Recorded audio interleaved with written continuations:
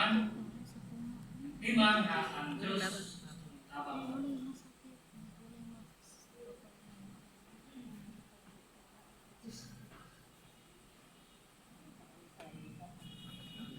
Stress, kabalag ka o mga problema, napakaniini karon.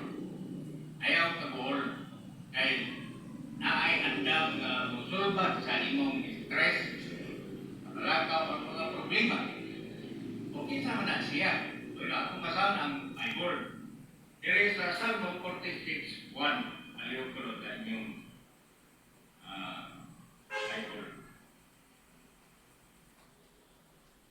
Ang Diyos mao atong kusog o dangkanan. Usa ka tabang nga daling makaplagan panahon sa kasakitan. O siyo ba nga Diyos ay andam nga mutabang ka ato. Sumala pa sa mong teksto sa ikadong frase, usa ka tabang siya, usa siya ka helper para masulbad ang atong unsa kasakitan o sa English nga reading sa New Translation, distress. O sa New Translation nga Tagalog, problema. Usa, maura na siya, no? Stress, kabalakan, problema, maura na siya. Pero kinsa may mga grupo pamatuod, example nga, siya ba nga Diyos, may tabang sa karaang panahon ng mga halagan niya. Kailan man sila, pero mag-iskot ang tagduha. Ang number 1 mga si Hagar. Ang iyang problema, tubig, pagkaon, o sa future sa iyang bata nga si Ismael. Sa dihan, nanganak siya ni Ismael, o na inagtabo nga pagbuli ang Isaac, nga anak ni Sarah. Nalain si Sarah.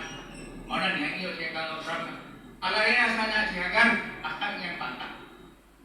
Di palayas, di na ni Abraham o tubig, pagkaon, o nibiyahid si Hagar o ilang ka kilometro adong sa Beersheba. Yan tagang ipasan si Ismael kay masakiton sa inside kanan. Karon pagabot nila dito sa kamingawan sa Beersheba, wala nang tubig. Muna yung iputang dito si Ismael sa usa ka bahin nga kanang daghang kahoy para yan iya siya kanang ikot yung maabot ang anak. Hindi siya gusto nga mamatay ang bata nga naa siya. Nihilak siya, itiyago siya, nihayo siya kasi ang mga Diyos. Kung sa'y gibuhat niya mga Diyos, naminaw siya ang Hagar. Yang itabangan, pinaging menunod, itiyahan si Hagar, nga na ito bigyan sa tabay. O, itiyahan po si Hagar o kaalam kung saan pag-survive siya sa kamingawan, nga makakaon siya. O, itabangan po si Hagar nga ang matuto si Juan, ma-bring up niya si Ismael hantod ako may master nga hunter or mga gayam. Ang asa na mabasa nato sa Genesis 21:14 to 20. Gitabanan siya nga dili na pipila kadto kundi mga katuigan. Karon ang ikaduha mao ni si Propeta Elias. Atong nainduman nga si Propeta Elias ibaharan ni Rainang Jezebel kay namatay ang iyang mga patak ng mga propeta. Dosa, ang iyang problema karon ang security niya. At yun siya. Dosa na ang iyang pagkaon o ang iyang jantan na kamihan. Biyahe siya o mga 300 kilometer. Kung imong imagine from Catholic to Catholic, mga San Francisco, anak. Unahan pa niya naman ng 300 kilometer. O.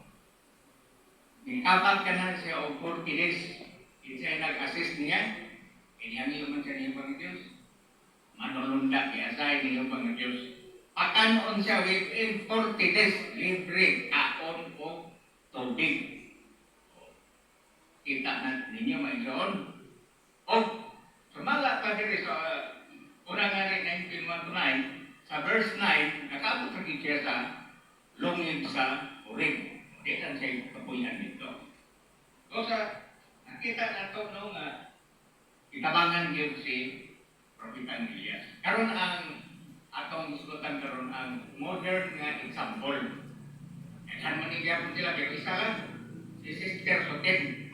Ili si Sister Soten sultin taga Cambodia ni Buddhist ni siya. Sa Cambodia sa dihang gimando ang komunista, na sila masundalo nga ganang inirag nga kayo.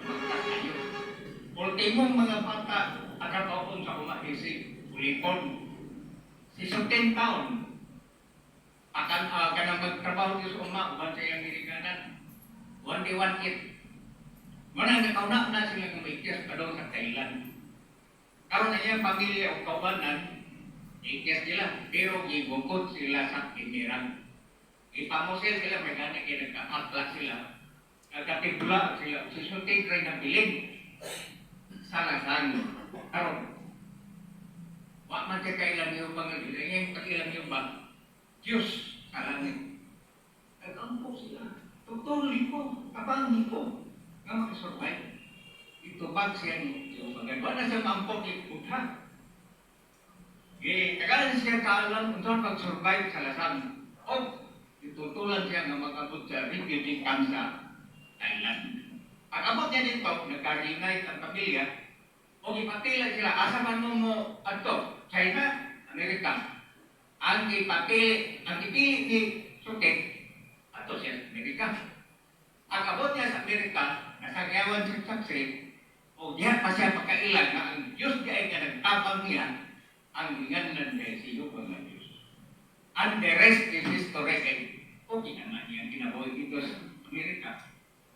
O sa, kung si Agar, si Elias, kung si Sotin, tabangan niyo mga Diyos. Itapot, tabangan niyo mga Diyos. Kaya ang Salmo 145, 18 of 19, nagsulti, nagsaad ka na to. Leon, yun rin. Si Jehovah dool sa tanan nagatawag kaniya. Sa tanan nagatawag kaniya sa kamaturan. Sa footnote, o sa tanan sinsirong nagatawag kaniya. Sinsir kita sa itong pagampo. 19. Yang tagbawon ang tinguha sa mga nahadlok kaniya. Yang dugon ang ilang pagtuaw alang sa tabang o luwason sila. Basta kung na kay sincerity ka mahal kang iyong Diyos, ayaw pag-dudua, tabangan ka niya o itang ka na. Basta pag-aktar na to, plus-factor na to, na kung Diyos ka ilang ka sino ba, kung sa siya, andam day siya mutabang sa ato, kung unsay atong mga soliran, yung solaron.